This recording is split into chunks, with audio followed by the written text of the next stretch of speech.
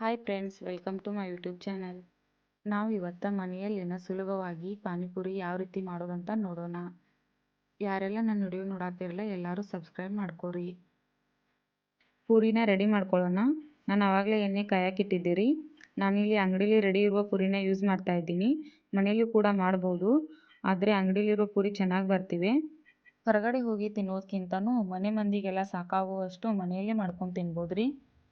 ಮನೇಲಿ ಮಾಡಿದ್ದು ಹೆಲ್ದಿಯಾಗಿ ಇರ್ತೈತ್ರಿ.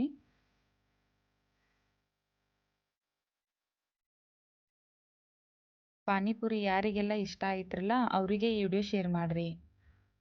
ಹಂಗೆ ಒಂದು ಲೈಕ್ ಮಾಡೋದನ್ನು ಮರ್ಯಾಕೆ ಹೋಗ್ಬೇಡ್ರಿ.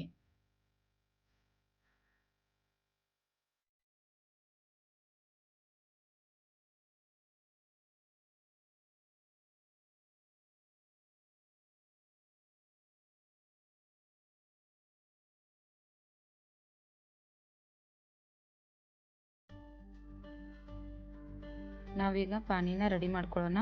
ಪುದೀನನ ಚೆನ್ನಾಗಿ ತೊಳೆದ್ಬಿಟ್ಟು ಸ್ವಲ್ಪ ಪುದೀನ ತೊಗೊಂಡಿದ್ದೀನಿ. ಕೊತ್ತಂಬರಿ ಸ್ವಲ್ಪ ತೊಗೊಳ್ಳಿ ತೊಳೆದ್ಬಿಟ್ಟು. ಆಮೇಲೆ ಅಲ್ಲ ಸ್ವಲ್ಪ. ಮೆಣಸಿನ್ಕಾಯಿನ ನೀವು ನೋಡ್ಕೊಂಡು ಹಾಕ್ಕೊಳ್ಳಿ. ನಾನು 5 ಮೆಣಸಿನ್ಕಾಯಿ ತೊಗೊಂಡಿದ್ದೀನಿ. ನುಣ್ಣಗೆ ರುಬ್ಕೋಬೇಕ್ರಿ. ರುಬ್ಕೊಂಡು ನಾನು ಇಲ್ಲಿ ಸೋಸ್ಕೊರತ್ತೇನೆ ರೀ.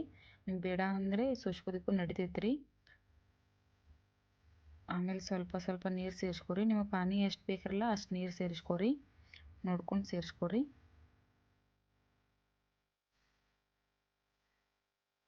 ಒಂದು ಚಮಚೆ ತೊಗೊಂಡು ಎಲ್ಲನೂ ಮಿಕ್ಸ್ ಮಾಡ್ಕೊರಿ. ಪಾನಿಗೆ ಮಸಾಲ ಸೇರಿಸೋಣ ರೀ. ರುಚಿಗೆ ತಕ್ಕಷ್ಟು ಉಪ್ಪು ರೀ, ಜೀರಾ ಪೌಡರ್ ಸ್ವಲ್ಪ ರೀ, ಚಾಟ್ ಮಸಾಲ ಸ್ವಲ್ಪ ರೀ, ಸ್ವಲ್ಪ ಖಾರದ ಪುಡಿ. ಖಾರ ನೋಡ್ಕೊಂಡು ಹಾಕೋರಿ, ಯಾಕಂದ್ರೆ ಆಗಲೇ ಮೆಣಸಿನ್ಕಾಯಿ ಹಾಕೊಂಡಿರಲ್ಲ ನಾವು ಅದಕ್ಕೆ. ಚೆನ್ನಾಗಿ ಮಿಕ್ಸ್ ಮಾಡಿರಿ. ಸ್ವಲ್ಪ ನಿಂಬೆ ಹಣ್ಣಿನ ರಸನೂ ಸೇರಿಸ್ರಿ. ನಾವೀಗ ಸ್ವೀಟ್ ಪಾನಿನ ರೆಡಿ ಮಾಡ್ಕೊಳ್ಳೋಣ ರೀ. ಹುಣಸೆ ಹಣ್ಣನ್ನು ನೆನೆಯಾಕಿಟ್ಟಿದ್ದೀರಿ. ಅದರ ರಸ ತೆಗೆದುಕೊಂಡು ಸ್ವಲ್ಪ ನೀರು ಸೇರ್ಸಾತೀನಿ ರೀ.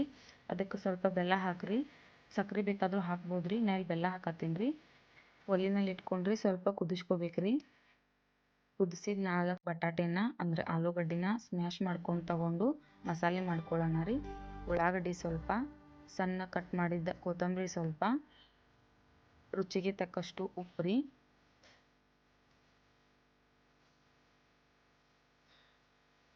ಸ್ವಲ್ಪ ಜೀರಾ ಪೌಡರ್,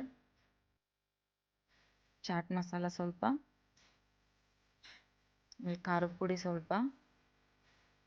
ಖಾರದ ಪುಡಿನ ನೋಡ್ಕೊಂಡು ತಗೊಳ್ಳಿ.